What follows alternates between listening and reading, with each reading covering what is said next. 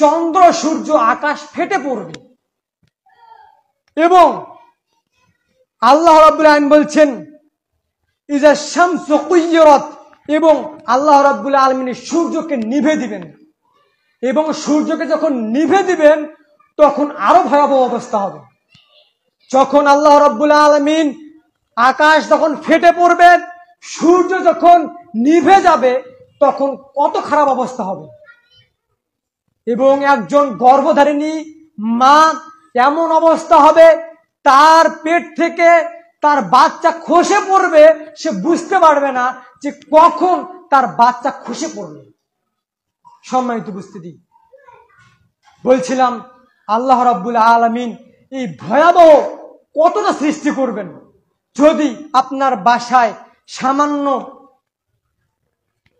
কারেন্টটা চলে যায়, চলে যাওয়ার পর যদি এই দরজাগুলো, এই ইটগুলো খুলে পড়ে, তাহলে আপনার ঘরের কি অবস্থা সৃষ্টি হবে, কি ভয়াবহ অবস্থা সৃষ্টি হবে।